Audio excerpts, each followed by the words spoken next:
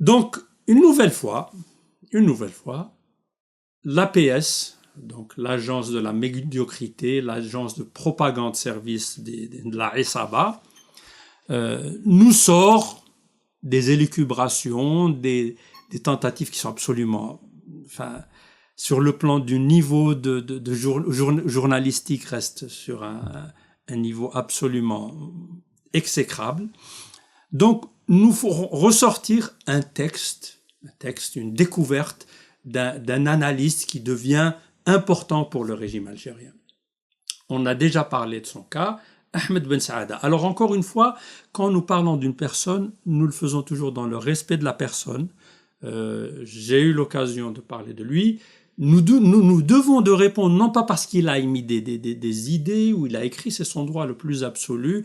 J'ai même eu un échange avec lui, il n'a pas eu la probité, je pense, de publier une lettre que je lui avais envoyée à l'époque sur son site, parce qu'apparemment, donc il a dit que lui-même, il se sentait touché par la crise des années 90, en ce sens qu'il a eu un frère qui est mort dans un accrochage, je crois qu'il faisait son service militaire, et à l'époque, je lui avais fait une lettre, et je lui ai dit que sur ce plan, tu as le droit, comme tous les Algériens, les parents et les familles de victimes, à de la compassion, à de l'empathie, et nous comprenons ta douleur. Et que, bien évidemment, ce genre de crimes doivent être adressés, comme pour tous les Algériens. Tous les Algériens, ils sont 250 000 qui ont été victimes de cette guerre, dont le contexte est connu, et je ne veux pas retourner encore dans cette narration des années 90. Le problème avec Ben Saada, c'est que maintenant, il se plaît dans un rôle de soutien à cette Isaba. Alors, il change de tactique, il change de sujet, de terrain de prédilection, si je puis m'exprimer ainsi. Vous vous rappelez qu'il y a quelque temps, il s'était attaqué à des gens comme Boursachi, Addi, etc., les décrivant comme étant en fait des pantins d'organismes états-uniens, des États-Unis, qui veulent faire ce qu'on appelle des regime change, des changements de régime à l'américaine. Donc, ce sont en gros des traîtres. Et il a pensé amener des éléments qui n'en sont pas, parce qu'ils sont connus, ils sont publics, parce que l'un aurait assisté à une conférence, une ou deux ONG algériennes dont je crois de Nasser Aditour, famille des disparus, Raj aurait reçu des subventions de quelques dizaines de milliers de dollars, donc on parle de 10 000, 20 000, qui sont publiés effectivement, mais qui datent qui ont peut-être presque 10 ans maintenant. Donc, et là, il est allé dans des raccourcis, des extrapolations qui ne tiennent pas la route. Alors, je vais parler de cet aspect-là avant de revenir à sa dernière trouvaille. Alors, donc, ce qu'il est, Ben Saada a essayé de nous expliquer, c'est que voilà, le Hirak est en fait... alors, il faisait un petit peu la différence. Pour le Hirak qui a fait tomber Bouteflika, version acceptée par Gaïd Salah, était assez bon parce que, bon, apparemment, ça collait avec l'équipe qu'il privilégie en Algérie. Et puis après, il a dit non, maintenant, c'est plus Al-Hirak. C'est un petit peu ce que nous raconte et ce que nous rabâche son collègue ou je ne sais quoi, Ahmed Belhim Rada, quand il dit qu'après, non, c'est un Hirak qui a été dévoyé.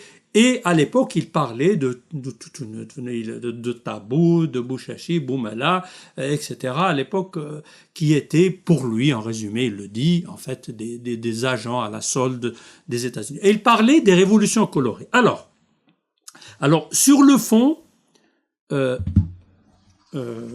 il y a des gens qui lui ont répondu. Il y a un livre qui a été publié, donc je le mets ici, En défense de Hirak, qui répond point par point, de façon méthodique, scientifique. Alors je vais mettre le lien du livre. J'espère retrouver le lien. Alors.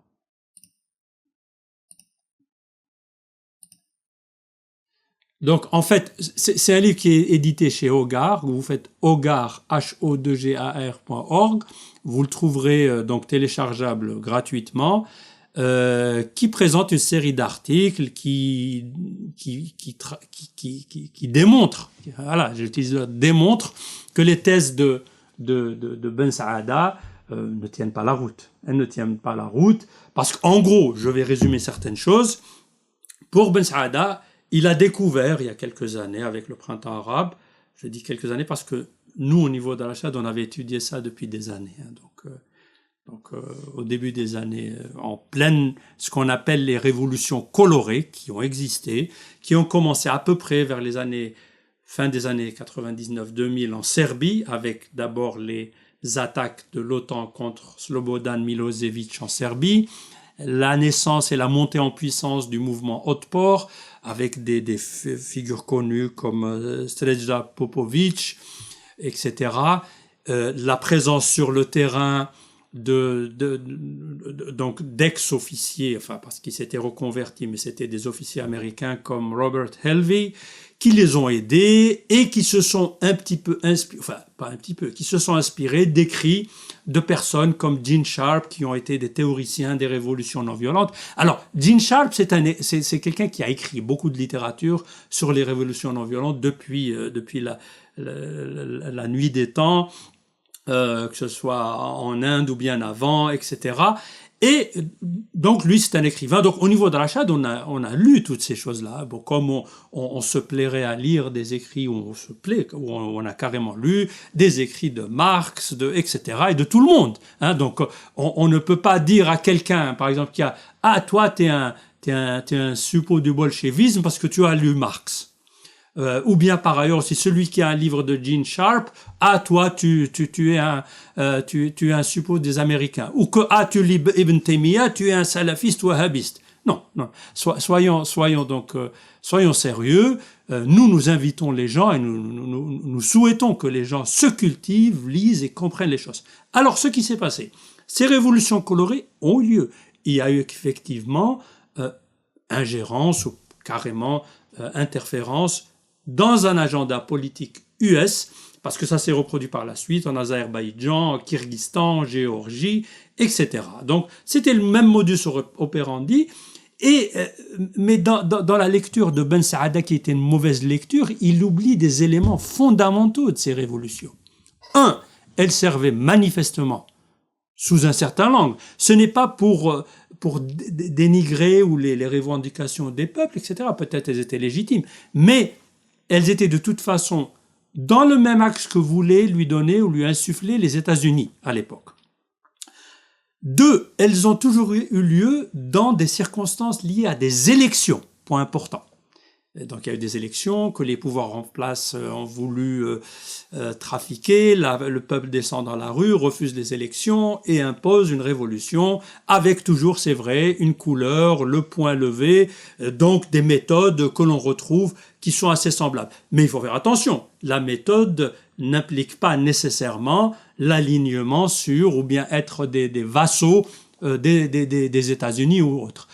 Deuxièmement, les moyens mis en œuvre étaient conséquents. Alors, en Serbie, il y a beaucoup de sources assez crédibles qui parlent de montants qui ont été mis par la NED, par exemple, dont parle à juste titre Ahmed Ben Saada, et USAID, une autre organisation américaine, mais là, on parle de montants en millions de dollars, et pendant les événements.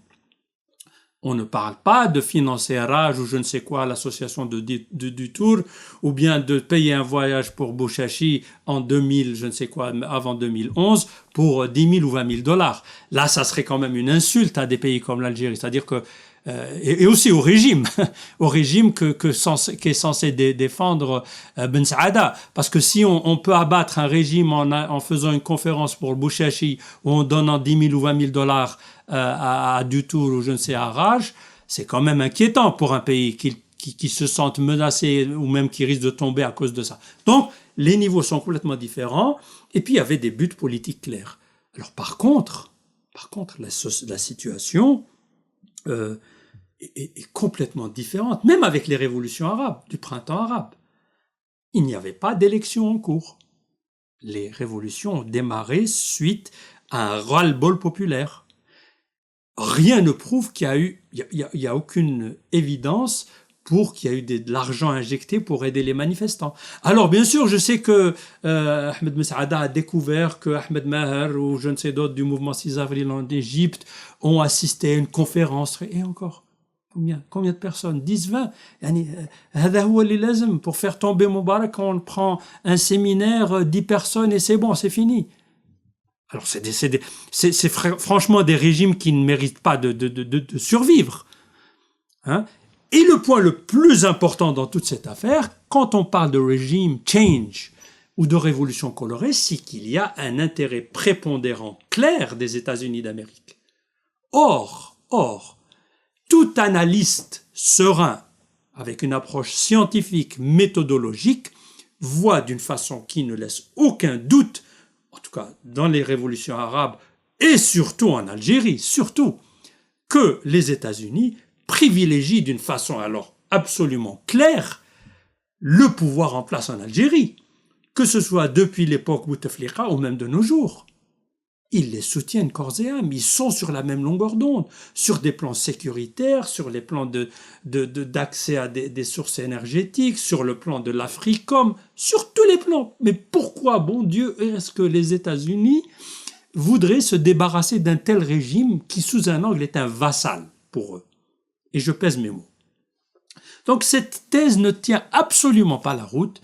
Elle a été encore une fois démontée d'une manière scientifique dans le livre que je vous invite. Bon, malheureusement, on ne peut pas le vendre comme...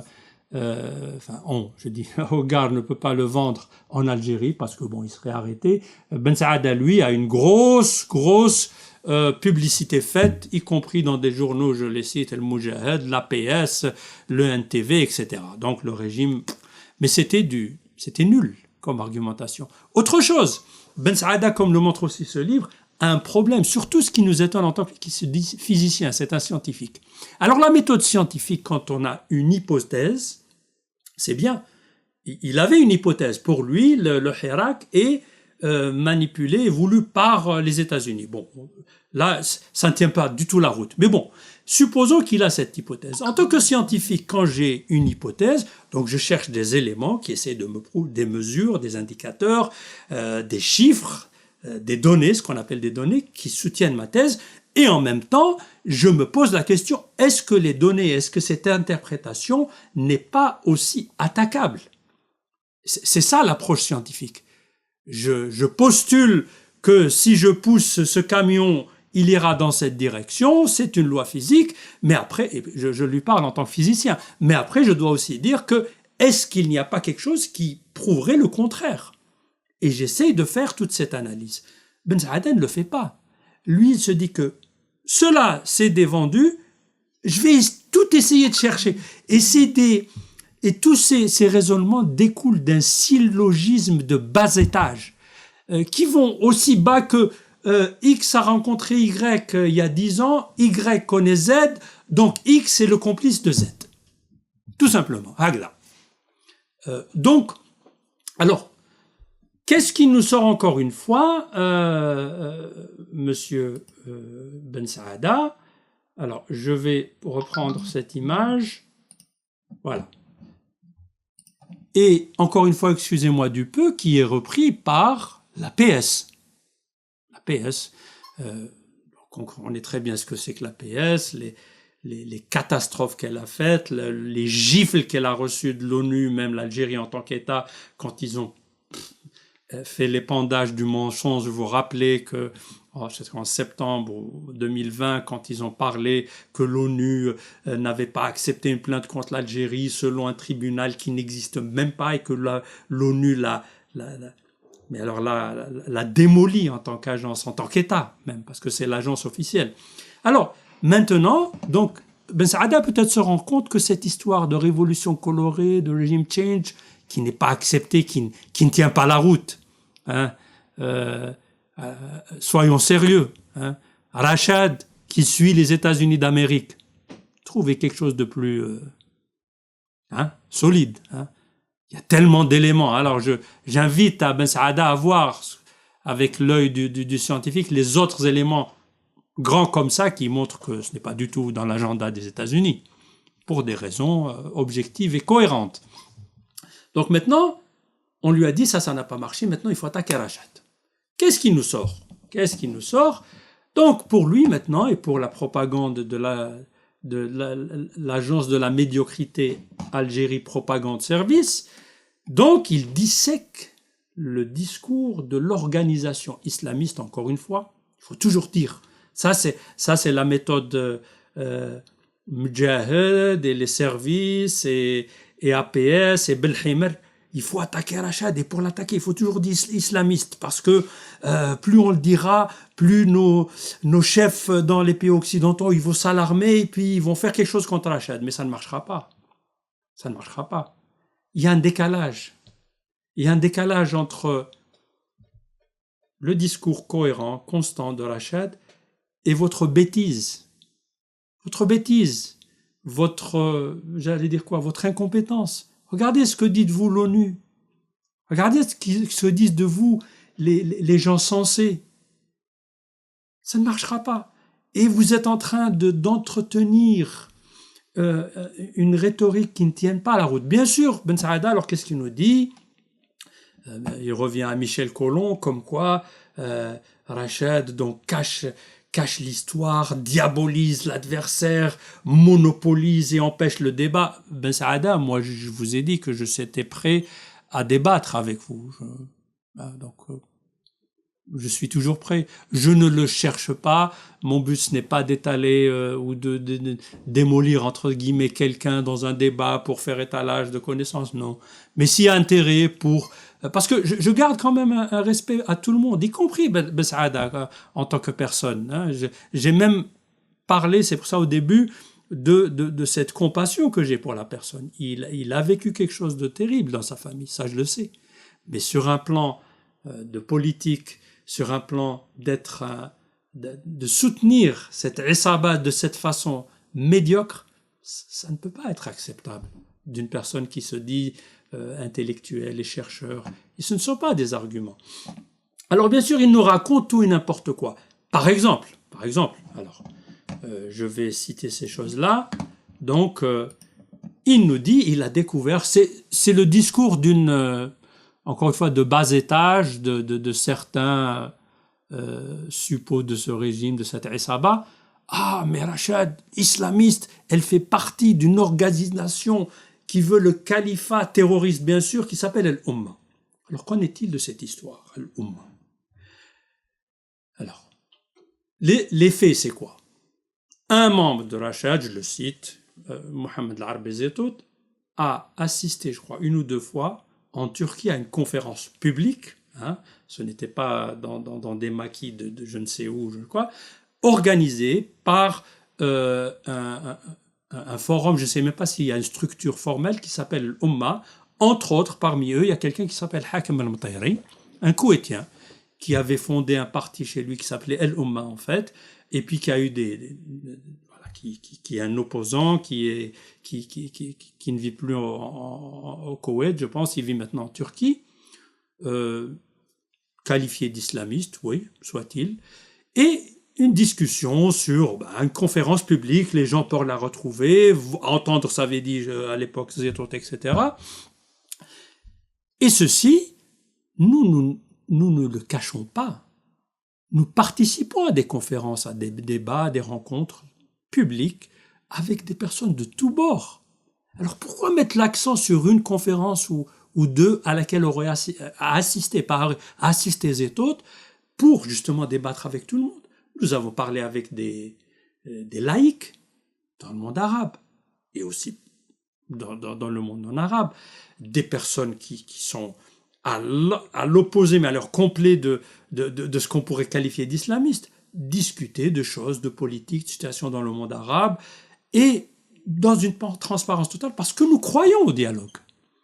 Alors, si maintenant vous venez me sortir que Sumteri a dit une fois ça ou l'autre, encore à vérifier dans quel contexte, en quoi est-ce que ça nous engage, nous?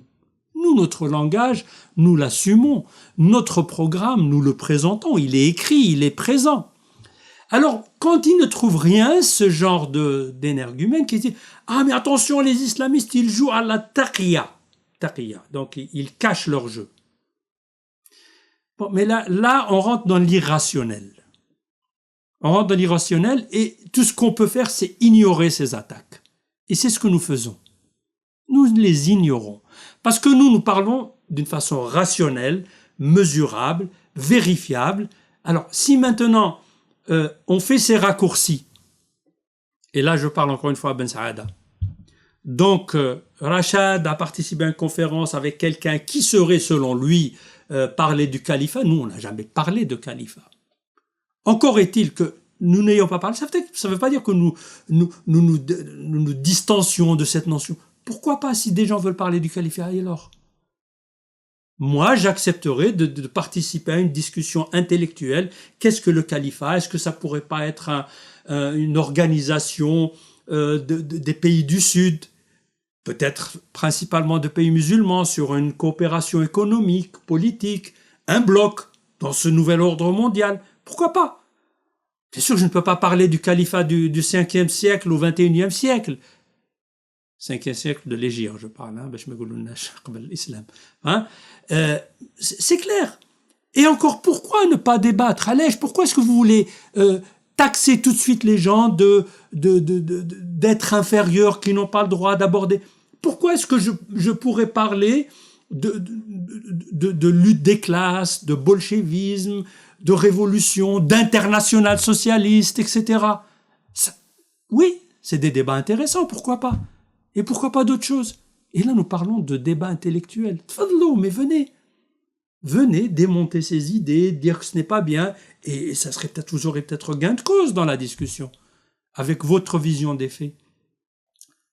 Alors, donc, nous ne refusons pas le débat, nous ne refusons pas la confrontation des idées, et encore une fois, ces méthodes donc d'essayer d'abaisser l'autre, de montrer que à chaque fois rabâcher organisation islamiste, ça devient lassant.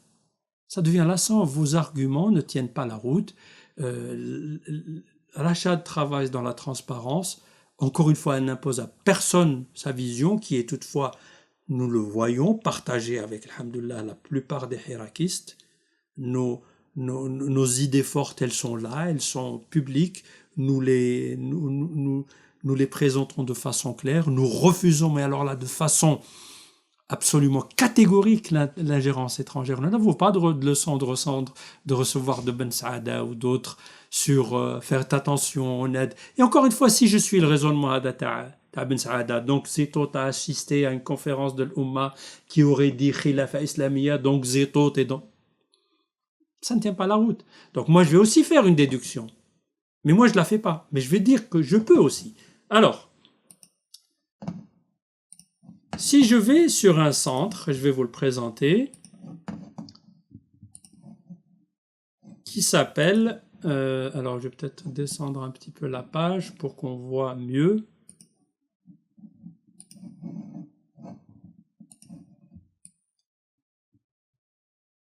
Voilà.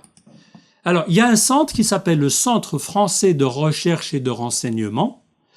Et c'est un centre qui dit que nous faisons de la recherche sur le renseignement, sur la sécurité, etc., dont le directeur est Éric Dénessé, qui dit clairement qu'il conseillait les services de renseignement français, qu'il a même eu des missions de terrain, y compris dans le monde arabe, dans les révolutions arabes. Il est allé sur le terrain pour comprendre ce qui se passait. Même plus, il a opéré au Cambodge, aux côtés, c'est ce qu'il dit de lui-même, aux côtés de la résistance anticommuniste et en Birmanie pour la protection des intérêts de Total contre la guérilla locale. Il s'est rendu au Maroc, dans tous les pays arabes, la Syrie, pour voir, etc. Et il enseigne et il donne des cours et il a créé un centre pour justement conseiller des instances officielles, des fois françaises, de ministère de la Défense, etc. Bon, là nous n'avons pas de jugement de valeur, c'est tout à fait normal qu'il y ait ce genre de centres de recherche qui ont leur propre agenda. Ce n'est pas à moi de les juger dans leur pays. Par contre, si maintenant moi j'utilise les les méthodes de Ben Saada, qu'est-ce que je trouve dans ce centre-là? Je trouve que Ben Saada collabore avec ce centre. Alors, le raccourci ou bien la déduction, est-ce que je vais dire que Ben Saada collabore avec un centre qui travaille avec les services français, donc Ben Saada est au solde des services français? Hein? Si j'utilise la méthode Ben Saada, oui, je le dirais, mais je ne le fais pas. Je ne le fais pas. C'est sûr que, pour être honnête, ceci soulève des questionnements. Parce que là, c'est quand même, je dirais, limite. Mais je laisse quand même une interprétation. Hein. Peut-être qu'il est allé faire une conférence, mais là, il est vraiment cité comme étant quelqu'un qui fait partie de ce centre. Et il a d'autres accointances, Ben Saada. Donc, pourquoi est-ce que je cite ça? Ce n'est pas pour le démolir ou en faire utiliser sa technique, dire c'est un traître, c'est khaddam, t'es allé servir France, etc. Non, non. Je ne fais pas ce genre d'accusation.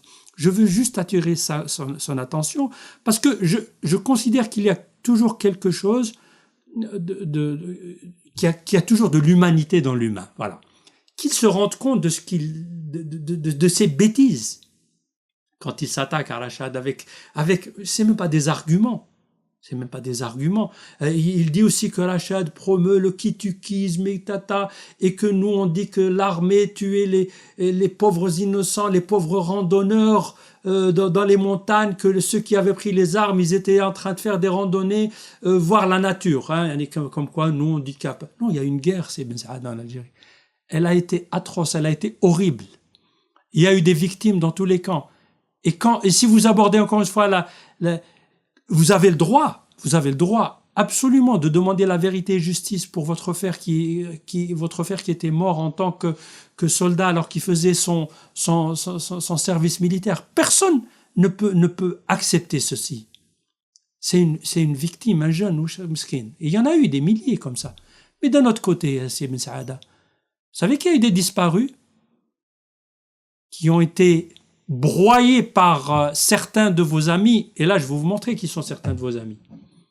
Hein, parce que ces Ben Saada se montrent dans la télé algérienne avec des gens, pour le moins problématiques. Hein.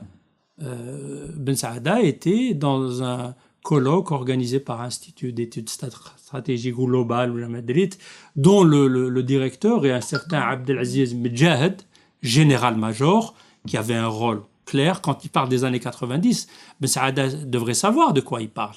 Il devrait demander à Abdelaziz Medjahed de lui donner des données et puis peut-être le questionner sur ce que disait un des subordonnés à l'époque de Medjahed qui s'appelle lieutenant Habib Souadiya. Hein? Il faut lire ce que dit Habib Souadiya sur Medjahed. Moi, je ne vais pas paraphraser. Allez, recherchez-les. Vous savez faire des recherches. Allez et questionnez-le. Donc, balayez devant vos portes, s'il vous plaît. Sur un plan, je dirais que pour le Hirak, nous sommes rassurés. Pourquoi? Parce que cette Isaba, cette bande qui continue de sévir en Algérie, perd les pédales. Ils n'ont plus d'arguments. Ils vont vers leur fin. Ils représentent l'échec. Ils représentent la décadence. Ils représentent la fourberie. Ils représentent aussi quelque part le crime. Et ils savent que leur fin est proche. Parce que cette révolution pacifique, unie, qui s'appelle Hirak du peuple algérien, finira par chasser toute cette Isaba, toute cette bande, pour effectivement construire l'état de droit, l'état démocratique algérien qui assure dignité, sécurité, prospérité à tous ses citoyens et citoyennes sans exclusif. هذا هو لب الكلمة، هذا هو لب المشكلة. هذه عصابة فقدت وعيها، هي ماشية للانقراض، والحراك هو الذي سينتصر إن شاء الله. شكرا لكم والسلام عليكم ورحمة الله تعالى وبركاته.